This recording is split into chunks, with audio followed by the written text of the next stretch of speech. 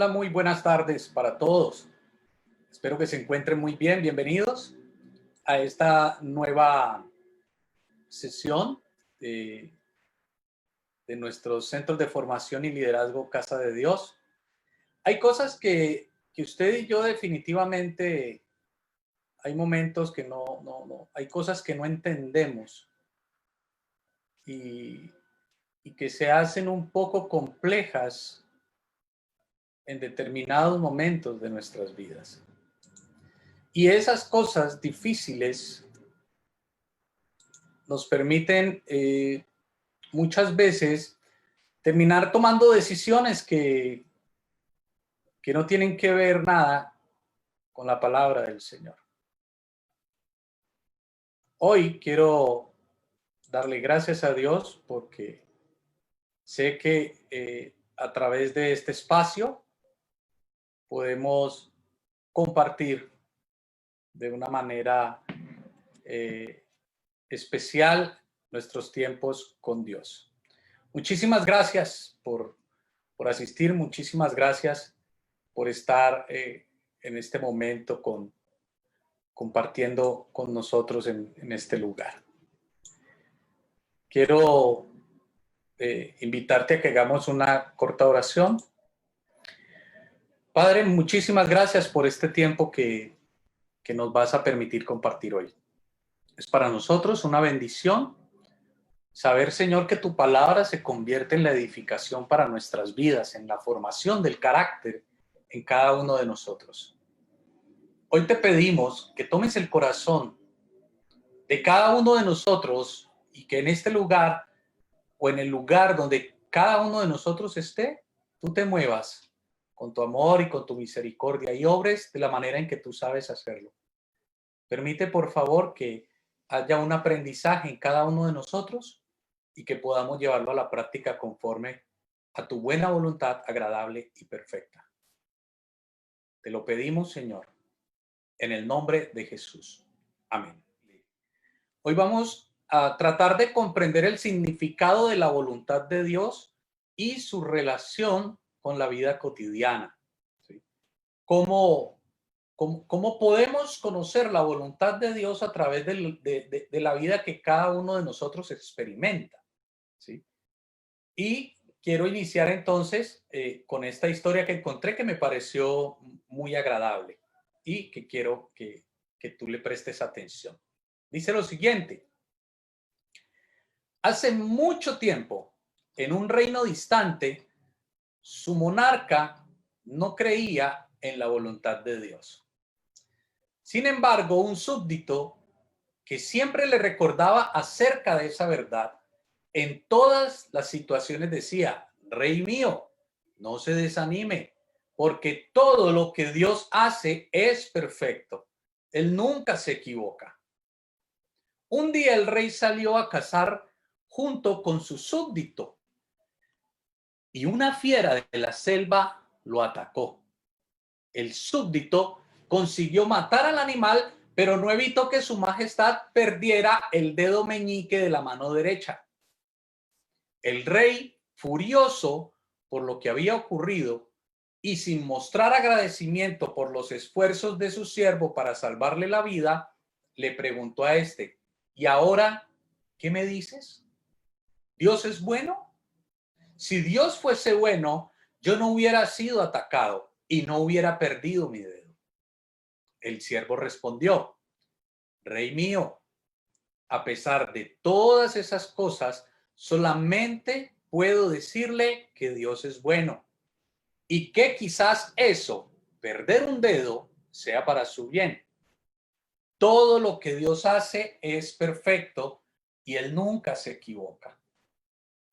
El rey, indignado por la respuesta del súbdito, mandó que fuese preso a la celda más oscura y más fétida del calabozo.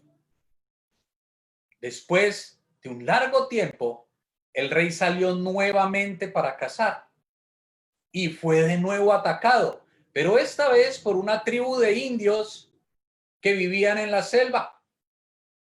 Esta tribu, eran temidos por todos, pues se sabía que hacían sacrificios humanos para sus dioses. Inmediatamente después que capturaron al rey, comenzaron a preparar, llenos de júbilo, el ritual del sacrificio cuando ya tenían todo listo. Y el rey estaba delante del altar. El sacerdote indígena, al examinar a la víctima, observó furioso: este hombre no puede ser sacrificado, pues es defectuoso, le falta un dedo. Y entonces el rey fue liberado. Al volver al palacio, muy alegre y aliviado, liberó a su súbdito y pidió que fuera a su presencia. Al ver a su siervo, le abrazó afectuosamente diciendo: querido siervo, Dios fue realmente bueno conmigo. Tú debes haberte enterado que escapé justamente porque no tenía uno de mis dedos. Pero ahora tengo una gran duda en mi corazón, le dijo este rey a su súbdito. Si Dios es tan bueno, ¿por qué permitió que estuvieses preso, tú que tanto lo defendiste? El siervo sonrió y dijo: rey mío, si yo hubiera estado junto con usted en esa casa, seguramente habría sido sacrificado en su lugar, ya que a mí no me falta ningún dedo. Por lo tanto, acuérdese siempre, todo lo que Dios hace es perfecto. Él nunca se equivoca. La voluntad de Dios. La voluntad de Dios es algo que a todos nos llama la atención. Nos interesa aprender de ella. Nos interesa conocer de ella. ¿Qué será lo que Dios quiere enseñarnos a través de su voluntad? Cuando usted y yo leemos Romanos 8:28, que voy a compartírtelo en este momento. Romanos capítulo 8, versículo 28, dice lo siguiente. Dice: y sabemos que a los que aman a Dios, todas las cosas les ayudan a bien. Esto es, a los que conforme a su propósito son llamados. La pregunta es: ¿cuál es la promesa? ¿Cuál es la promesa del Señor en este pasaje? La promesa indica que para aquellos que aman a Dios, todas las cosas le ayudan a bien. ¿A quiénes les ayudará? Bueno, claramente este versículo dice que para aquellos que aman a Dios. Entonces, todas las situaciones que nos suceden a cada uno de nosotros, dice que nos ayudan para bien. Y eso es para aquellos que aman al Señor.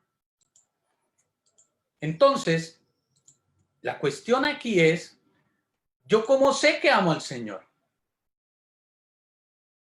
¿Cómo sabemos que amamos al Señor? Bueno, Juan 14:21 nos indica que aquellos que guardan los mandamientos del Señor, esos son los que le aman.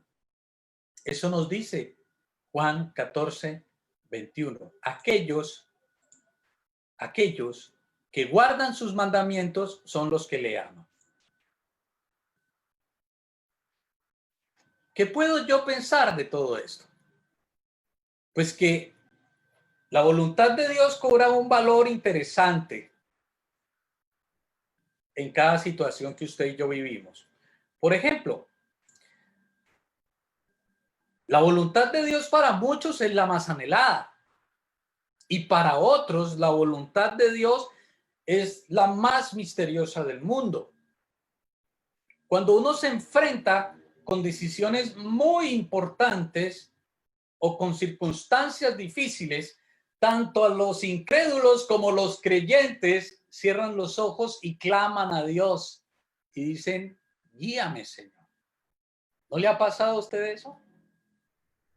Cuando más se encuentra en una situación difícil, en una circunstancia difícil donde nos podemos ver encerrados, podemos decir, Señor, ayúdame.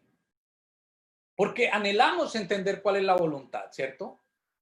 Y resulta que cuando no llegan esos destellos de entendimiento instantáneos, que es lo que usted y yo esperamos, entonces nos desanimamos y terminamos haciendo lo que nos parece bien. Nosotros esperamos que las respuestas de Dios sean ya. Es como que cuando estamos en medio de la circunstancia, levantamos una oración y decimos, Señor, ayúdame. Y usted y yo esperamos a que llegue esa iluminación así, como que en ese momento llegue un mensaje que me hable al oído y entonces yo abra los ojos y diga, ah, claro, ya entendí, ya sé lo que debo hacer.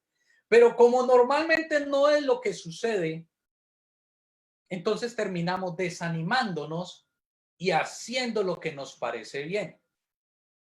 Y después no nos preocupamos por la voluntad de Dios hasta que viene otra vez una crisis que nos empuja de nuevo a levantar los ojos y a decir, Dios mío, ayúdame. Cuando usted y yo pensamos en la voluntad de Dios, tenemos que tener presentes dos campos que nos deben interesar. Uno de ellos es que su voluntad, cómo actúa su voluntad en las cosas que nos pasan. Y el otro campo es cómo actúa su voluntad en las decisiones que debemos tomar y en las cosas que debemos hacer. Hace un tiempo atrás, tal vez unos 2-3 años, tuve la oportunidad de encontrarme o de visitar mejor a una persona que había tenido 2 hijos. Ya un primer hijo le había fallecido, y cuando estaba visitando a esta persona, su segundo hijo estaba por fallecer. Y ambos por la misma situación. Y esta mujer angustiada me dice, mi hijo se está muriendo, ¿por qué? ¿Por qué Dios permite eso?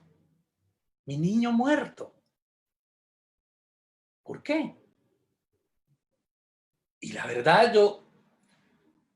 yo hice un silencio y tuve que ser sincero y le dije, no sé.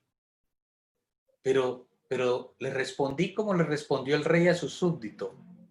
Yo solo sé que Dios es bueno. Y que en medio de las cosas que nos pasan, aunque a veces no comprendamos, Dios sabe qué está sucediendo detrás de todo eso. O cuando alguien se me acerca y me dice, Emerson, me quedé sin empleo. ¿Cuál será el propósito de Dios con esto?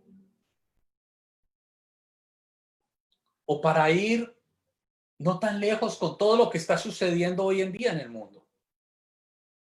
Los terremotos, hambres, inundaciones, asesinatos, enfermedades, bebés que nacen con discapacidad, accidentes que tienen repercusiones fuertes, matrimonios rotos, y aún lo que experimentamos en este momento, pandemias, que uno dice, bueno, ¿y esto qué? Vamos entonces a averiguar un poquito qué dice la palabra de Dios con respecto de algunos puntos que tienen que ver con nuestra vida cotidiana. Cuando vamos al Evangelio de Mateo, Mateo capítulo 19, versículos 4 al 6, vamos, por ejemplo, para iniciar a tocar este tema que tiene que ver con el matrimonio, por ejemplo. Y vamos a ver qué dice este pasaje como tal. Dice, él respondiendo les dijo, no habéis leído que el que los hizo al principio, varón y hembra los hizo, y dijo, por esto el hombre dejará padre y madre y se unirá a su mujer, y los dos serán una sola carne. Así que ya no son ya más dos, sino una sola carne. Por tanto, lo que Dios juntó, no lo separe el hombre. ¿Cuál es la voluntad de Dios en el matrimonio de acuerdo a esto que estamos viendo en este momento? ¿Qué dice el libro de Mateo, el Evangelio? ¿Cuál es la voluntad de Dios? Dice que lo que Dios unió, no lo separe el hombre. Esa es la voluntad de él en el matrimonio. Podemos preguntarnos, ¿qué sucede allí? ¿Por qué hoy en día hay índices tan altos de divorcio como son casi el 70% de los matrimonios que se casan recientemente se separan? Bueno, puedo decirles que frente a lo que nos sucede, y en este caso un tema en particular, el matrimonio, la voluntad de Dios es que no lo separe el hombre. Hay muchas circunstancias que rodean una situación matrimonial. Y esas circunstancias hacen que haya separaciones, pero están distintas aparte de lo que es la voluntad de Dios. Ahora, vamos a leer otro pasaje, segunda de Pedro 3:9. El Señor no retarda su promesa, según algunos la tienen por tardanza, sino que es paciente para con nosotros, no queriendo que ninguno perezca, sino que todos procedan al arrepentimiento. La palabra de Dios es clara. Y en este momento, ¿qué nos está expresando con respecto del arrepentimiento? Dice que Dios no es que tarde su venida, sino que más bien la retrasa porque Él está interesado en que todas las personas lleguen al arrepentimiento y a la salvación en Él. Ahora uno podría decir, bueno, y si una persona muere sin arrepentirse, la pregunta es, ¿fue la voluntad de Dios? Bueno, de acuerdo a este pasaje, yo puedo decirte que no es la voluntad de Dios, porque la voluntad de Dios es que todas las personas se arrepientan y se vuelvan a Él. ¿Para qué? Para que obtengan la salvación en Él. ¿Debemos decir que todas las cosas que nos pasan son la voluntad de Dios? Yo puedo pensar que no es así. Que no todas las cosas que nos suceden son la voluntad de Dios. Dios sabe que van a suceder porque Dios tiene conocimiento de todo y Él es soberano. ¿Sí? Pero hay cosas que Él tiene planteadas para cada uno de nosotros. Pero sucede que nosotros tomamos decisiones y que esas decisiones, desafortunadamente, muchas de ellas están por fuera de lo que Dios quiere para nuestras vidas. Cuando usted y yo leemos el Padre Nuestro o cuando lo has recitado de pronto, ¿cierto? Dice, Padre nuestro que estás en los cielos, santificado sea tu nombre. Dice, venga a nosotros tu reino y hágase tu voluntad, así en la tierra como en el cielo. Entonces, usted y yo decimos, hágase tu voluntad, tanto en la tierra como en el cielo. Estamos interesados en que la voluntad de Dios se haga, tanto en la tierra, tanto como se hace en el cielo, que se haga también en la tierra. Eso es lo que estamos manifestando. ¿Sí? Entonces, esas son dos peticiones que encontramos en el Padre Nuestro y que muchos recitan sin darse cuenta de lo que le están diciendo al Señor. Señor, que tu voluntad se haga tanto en el cielo como en la tierra. Entonces, ¿por qué insistimos en hacer nuestra voluntad? Seguimos con respecto de cuál es la voluntad de Dios para con nosotros en las cosas que nos suceden. Según Juan 10:10, en el libro de Juan, capítulo 10, versículo 10, dice lo siguiente. Ya les voy a compartir qué dice.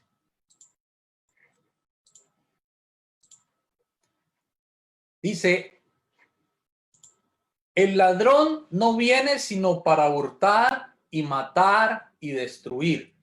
Yo he venido para que tengan vida y para que la tengan en abundancia. Ok, voy a leerlo de nuevo, préstale bastante atención. El ladrón no viene sino para hurtar y matar y destruir. Yo he venido para que tengan vida y para que la tengan en abundancia. Entonces, con respecto a esto, ¿para qué viene el ladrón? El pasaje dice que el ladrón viene para robar, para matar y para destruir. O sea que la voluntad de Dios no tiene nada que ver con eso. Dice que el ladrón sabemos que en la palabra de Dios, o quiero compartirte que en la palabra de Dios cuando se refiere aquí al ladrón está hablando de Satanás, del enemigo de Dios. ¿Ok? Entonces dice que él no viene sino para matar, para robar, matar y destruir. Dice, mas yo he venido, dice el Señor, yo he venido para que tengan vida y para que la tengan en abundancia.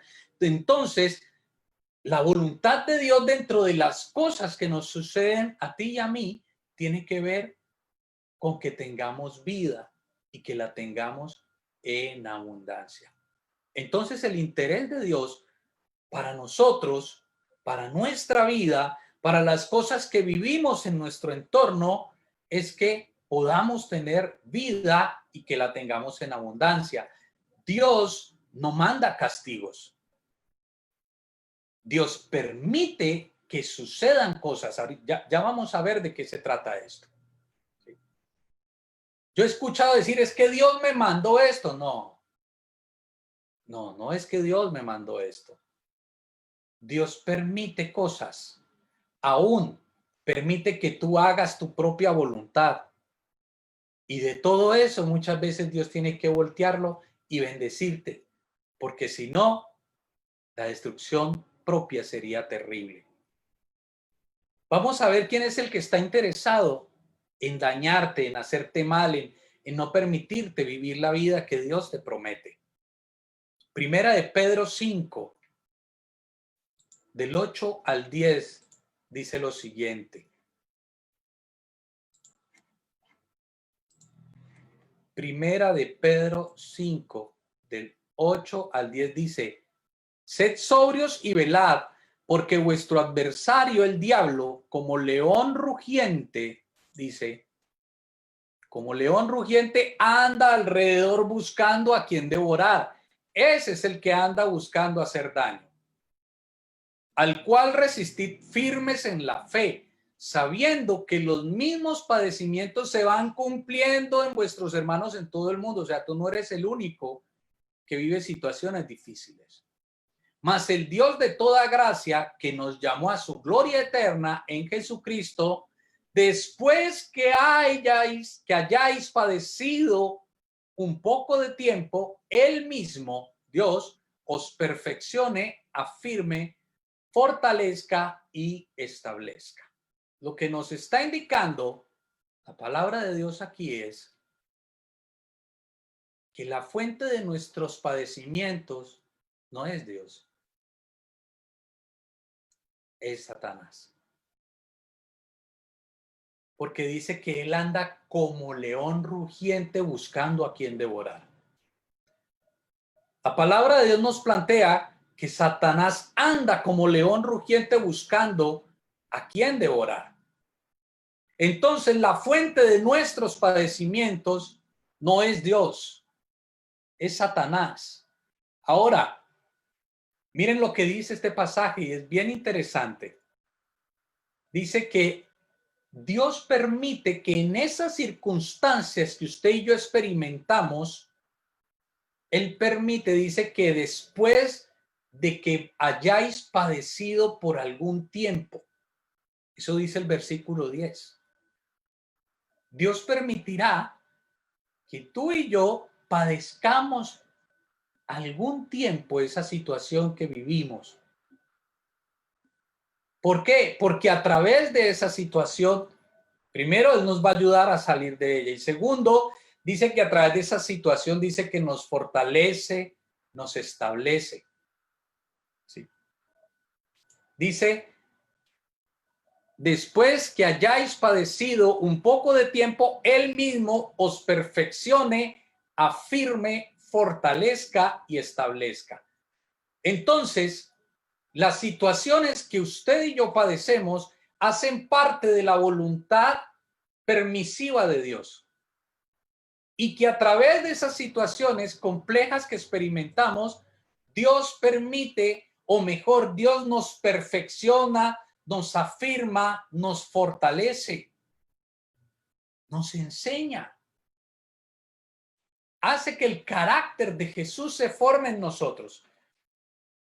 Cuando vamos al pasaje de Romanos 8:28 que leímos inicialmente, 2 versículos después dice que el propósito de Dios, para aquellos que amamos a Dios, todas las cosas nos ayudan a bien. ¿Y cuál es ese bien? El versículo 10 dice que es que usted y yo cada día nos parezcamos más a Jesús. O sea que a través de la aflicción que usted y yo experimentamos, Dios forma nuestro carácter, siempre y cuando usted y yo estemos conectados con Él y podamos entender que eso que Dios está permitiendo que usted y yo vivamos y que no entendemos, formen nuestro carácter y nos enseñen, nos edifique y cada día nos parezcamos más al Señor. Entonces, ¿qué podemos entender acerca del sufrimiento en este mundo? ¿Qué podemos entender cuando decimos, bueno, ¿y todo esto que está pasando qué? Bueno, es una forma que Dios aprovecha para formar nuestras vidas, valga la redundancia. O sea, ¿será que sufren únicamente las personas que hacen el mal? No. El pasaje que acabamos de leer es un pasaje que está dirigido a personas que quieren agradar a Dios. Y dice, después de que hayas padecido por un poco tiempo, Él mismo os perfeccione, afirme, fortalezca y establezca. Entonces, el sufrimiento no es solamente de las personas que obran mal. Usted y yo podemos tomar determinaciones que nos llevan a padecer situaciones. ¿Por qué? Porque no tenemos la paciencia aún para esperar a que Dios nos muestre qué es lo que nos quiere enseñar a través de lo que estamos viviendo. Como el rey que leímos, la historia del rey que leímos al principio. Renegando y renegando, ¿cierto? Que porque había salido ese animal y le había mutilado un dedo.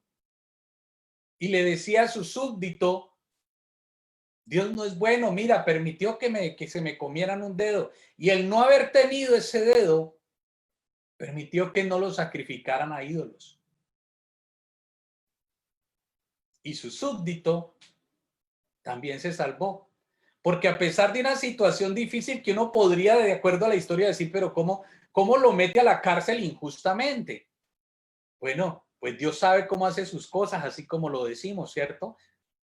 Si él hubiera ido con el rey, al rey no lo habían matado porque le faltaba un dedo, pero al súbdito sí, porque estaba completico. Entonces podemos decir que las cosas que nos suceden y que en algunas oportunidades usted y yo no podemos entender, que se vuelve lo incomprensible esto de la voluntad de Dios. Entonces, si usted y yo, después de que padezcamos un tiempo, podemos entender porque Él nos fortalece, nos establece. Necesitamos tener paciencia. ¿Cuál es el papel de Dios en el sufrimiento entonces? Yo entiendo que el papel de Dios en mi sufrimiento es formarme, es enseñarme, es edificarme, es instruirme. Y entonces, si yo me ocupo de amarlo a Él, como Él dice, guardando en mi corazón su palabra, entonces el resultado de todas esas cosas difíciles que yo experimento es que yo cada día me parezca más a Jesús. Si yo experimento un robo, ¿cómo puedo entender esa promesa? Podría entonces pensar de ahora en adelante, en vez de recriminar y juzgar y decir cosas que tal vez no tengan sentido, puedo decir, Dios, gracias. Descanso en ti porque creo que con esto algo tú me estás enseñando. Y ese algo puede ser que estoy haciendo lo incorrecto y que Dios está buscando direccionarme de nuevo por sus sendas. ¿Cuántas veces Dios ha obrado de tal forma en nuestro bien que ha permitido que cosas que usted y yo experimentamos como un sufrimiento son una bendición para nuestras vidas? ¿Cómo puede ayudarnos a nosotros una tragedia? ¿Cómo puede ayudarnos una situación difícil a cada uno de nosotros? Puedes pensar hoy cómo te puede ayudar la situación que estás viviendo o experimentando. ¿Sabe? Hay quienes enseñan que el sufrimiento es para toda la vida y que es algo fijo. Algunos le llaman, creo que le llaman karma. El karma que tengo que llevar toda la vida y eso es fijo porque tengo que cargar con él. Y que yo no puedo cambiar eso porque es un peso que ya tengo que llevar por el resto de mi vida. Pero ¿sabe? La palabra de Dios dice que cada persona puede escoger su camino y que yo no tengo por qué andar con karmas o con pesos a cuestas por decisiones de otras personas. Yo puedo escoger mi propio camino, dice el Señor. Yo puedo decidir ser cambiado por Dios o simplemente puedo decidir vivir mi vida como me parece. Por eso usted y yo podemos cambiar. Y por eso usted y yo, si nos acercamos a Dios, debemos cambiar, porque la palabra dice que de modo que si alguno está en Cristo, nueva criatura es. Si usted y yo estamos en Dios y las situaciones que nos suceden alrededor nos causan dolor, podemos elegir ser cambiados por Dios y entender que Él tiene un propósito con lo que estamos viviendo. Creo que hoy es un día importante de meditar y de reconocer que en muchas maneras usted y yo somos responsables de nuestro propio destino. Dios nos ha dado el camino recto y seguro, pero Él no nos obliga a seguirlo. Es usted quien debe tomar la decisión. Cuando usted y yo nos apartamos de su camino, podemos esperar más problemas en la vida. Y más tenaz porque los enfrentamos solos. La vida tiene siempre situaciones difíciles. La diferencia está en cómo lo afrontamos, si a nuestra manera o teniendo a Dios de nuestro lado. Quiero preguntarte por último, tomando en cuenta lo que hemos hablado hoy, ¿cómo ¿cómo tú y yo podemos entonces sentarnos a pensar qué es lo que Dios va a hacer con nosotros? ¿Cómo tú y yo podemos sentarnos a pensar cómo el Señor me va a establecer, me va a afirmar, me va a perfeccionar, me va a formar como a su hijo? ¿Cómo voy a entender yo el sufrimiento en mi vida? Teniendo en cuenta las cosas que suceden a mi alrededor y lo que Dios dice en su palabra. Y lo otro es, cuando podamos entender esto, ¿cómo usted y yo podemos ser instrumentos de Dios para llevarle ánimo y consuelo a los que pasan por tragedias y dificultades?